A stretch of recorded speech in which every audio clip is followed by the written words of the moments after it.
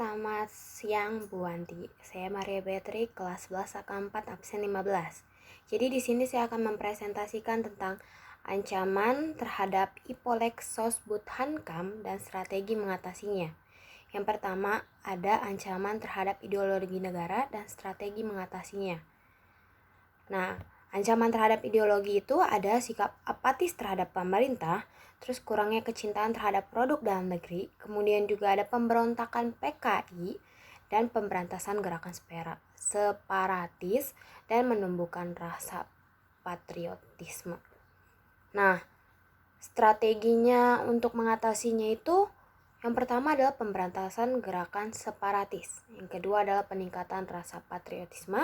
Yang ketiga adalah menerapkan norma-norma dalam kehidupan. Kemudian yang nomor 2 itu terhadap politik dan strategi mengatasinya. Ancaman terhadap politik itu adalah yang pertama kolusi, korupsi, dan nepotisme atau yang sering disebut KKN. Dan yang kedua itu adalah kebijakan pemerintah biasanya tidak sesuai dengan kebutuhan masyarakat.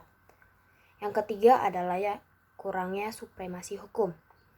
Nah, strategi untuk mengatasinya itu adalah yang pertama, adanya kesadaran rakyat untuk memikul tanggung jawab guna melakukan partisipasi politik dan kontrol sosial.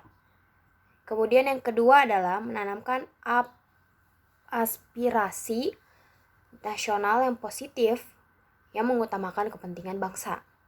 Yang ketiga adalah para pemimpin dan pejabat memberikan teladan, memberantas dan menindak para korupsi.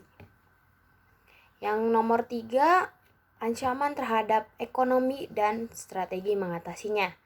Ancaman terhadap ekonomi yang pertama adalah persaingan bebas akan menimbulkan adanya pelaku ekonomi yang kalah dan menang. Yang kedua adalah perekonomian negara akan dikuasai oleh negara asing.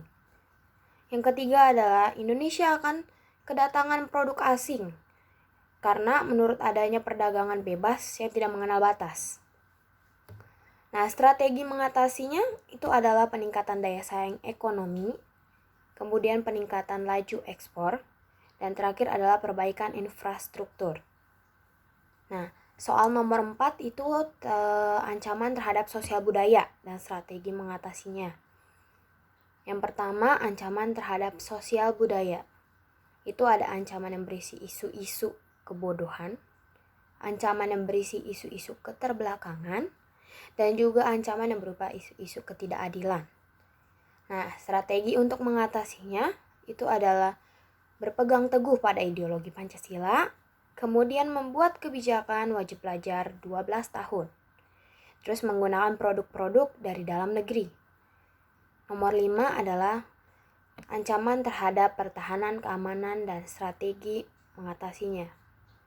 Ancaman terhadap pertahanan keamanan itu adalah seperti yang pertama, konflik berunsur SARA. Yang kedua adalah penyelundupan senjata. Yang ketiga adalah sabotase.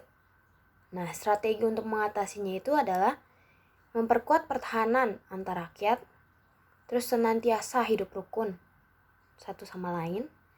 Yang ketiga adalah menjaga pertalian persatuan dan kesatuan.